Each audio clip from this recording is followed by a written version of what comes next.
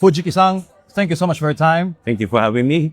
Sir, I've read your manifestation to the United Nations. I'll read exactly the quote of the statement that you've sent to the UN. You Okay. said, "You're calling upon the government of the Philippines to immediately release senators currently detained on politically motivated charges, Right. including those associated with the Blue Ribbon Committee, and cease attempts to alter the Senate's political composition through the criminal justice system." What led you make this appeal to the UN? Actually, the people who are trying to say the truth is always detained or arrested by the current regime. So this is injustice, and also I cannot accept this political manipulation to suppress the people. So that's the reason I wrote this. And you've mentioned the Philippine Senate. What reports Yeah. have Oh, come yeah. come to you? Like Senator Marcolita, and also You've met the man, right? yeah, Earlier this year. yeah, he's a very nice man and also very patriotic. So we talked to each other very well, and he was really a good person. But unfortunately, after a while, he was arrested. So because he was trying to unveil the corruptions in the Blue Ribbon Committee, that's why he was silenced by the current regime. That I thought. Yeah. And that for you is political maneuvering. It's a political maneuvering prosecution. Yes.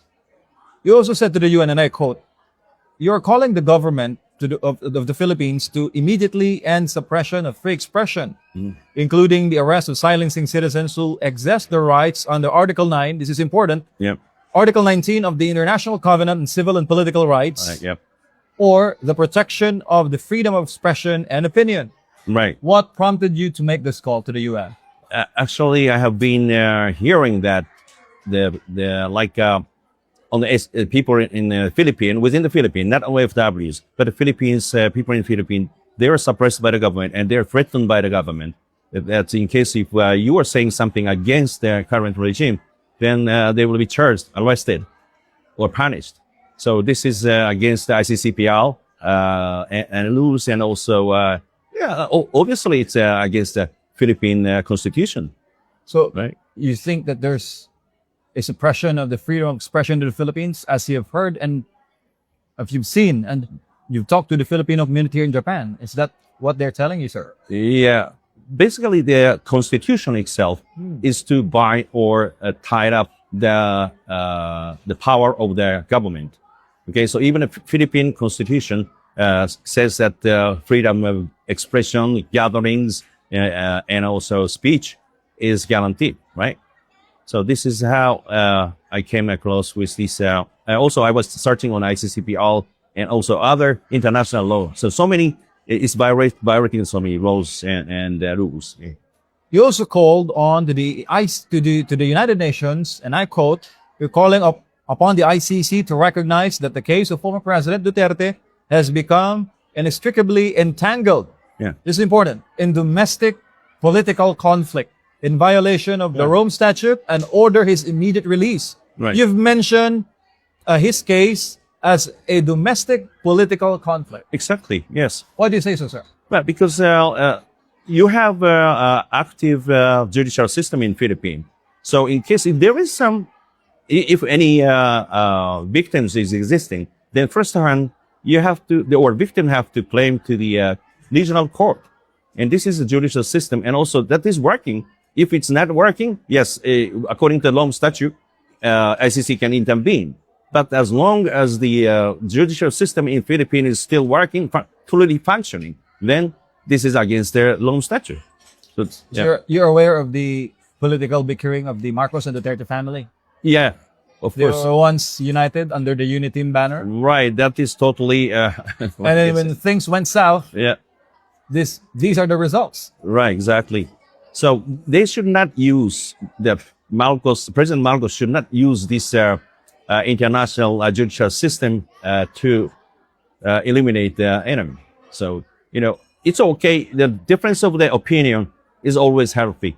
But in case if you use the force to eliminate their voice, it's wrong. And then for you, it's a human rights violation. It is. Definitely it is. And an international human rights violation. Yeah, exactly. International human rights. International human rights, yes. Yeah. because the former president was sent abroad without formal It's a due process. due process. Right. Also, actually, this is what I can say. It's kidnapping the person without any chance to speak with a lawyer or attorney, right? Just to kidnap and put in the airplane. So this is against the process, a due process. You also said, and I quote, calling upon the International Criminal Court to issue a formal apology Right. to the Filipino people Yeah. and for President Duterte and provide appropriate reparations in a form of meaningful Right. and acceptable to the Filipino people. Why does this concern you, sir? Yeah, because this is totally wrong. Then what the ICC did and made judgment is totally wrong and against the Rome Statute. So once if they make a mistake, then they have to straight up, right? And then many Filipino people are very much concerning, not only the people in the Philippines but in the overseas. There also the approval rate of the President Duterte is still very high in the country. Means people are accepted. He was legally elected. He's not the dictator. Okay, so we have to listen to the voice of the general public, the Filipino people. And the Filipinos here in Japan are raising this concern to you personally. Yes, because the people in the Philippines is silenced. And most of even the Facebook page of the DDS is closed, forced to close, right? So only voice that we can make is from the outside of the Philippines. No, differently, if I go to Philippines, then I will be arrested, maybe, and maybe missing people, a person. But anyway, so people, if the Filipino people are really concerning about the health condition of the former President Duterte. And I also listened to so many voices. The OFWs are scared to go back to home country. This is something really bad. So I really want to, while the President Duterte was in power, people are very proud of their country, Miss Philippines. Okay, but now they say so many corruptions are going on, and so many political persecutions are going on, so many arrests are going on, so many intimidation are going on. So these are totally wrong. So I want to be a part of the voice of the Filipino people. Do you see that a silent martial law is ongoing in the Philippines? Yeah. To note, sir, the current president now is the son of the former dictator, the late Ferdinand Marcos I'm Sr. aware of it. Yes. Because of the people's power, he was freed from country. He was ousted. Yeah. And their Right. family too. Yeah. But now they're back in But in power. the problem is the former president, Ferdinand Marcos Sr., he was totally supported by the United States. And now the same thing is going on the Marcos administration. Of course, to have a good relationship with the United States is good, but exploiting the situation is wrong. Yeah. Yeah. Too much U.S. embrace is bad. Exactly. Yeah, exactly. And I quote again, Yeah. you've said in your statement, that's why I'm using my laptop to read exactly your words. Okay. You said an institution that cannot discipline itself has no business judging others. You're referring this to the ICC. Yes. What is the rationale behind this statement? Yeah, because some of the prosecutor were charged or dismissed from the ICC because of the sexual misconduct to his office workers. And, this is the person who filed the arrest warrant to Mr. Duterte. Who sought for his arrest? Right, exactly, yeah. So that's- This is not an institution. But, so many Filipino people are now asking me to ask the Japanese government to stop funding to the ICC. Okay, or President Trump is now Rallying. Rallying To dismantle the ICC. Yeah, right.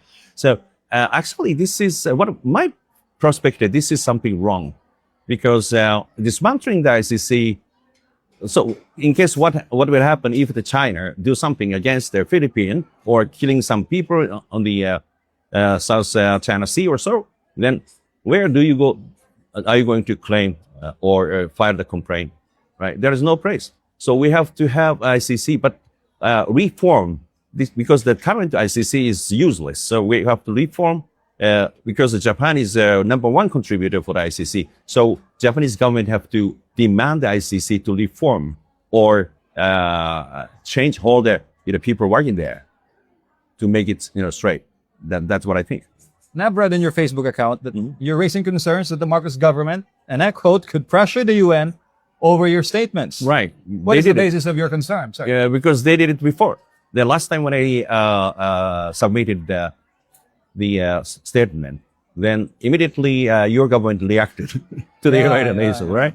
So, and trying to silence me or eliminate this statement, but it doesn't work because maybe the president is thinking that the way of the domestic,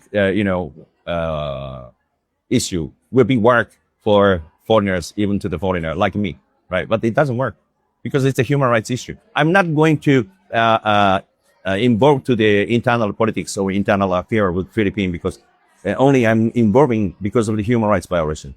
Yes, human rights issue.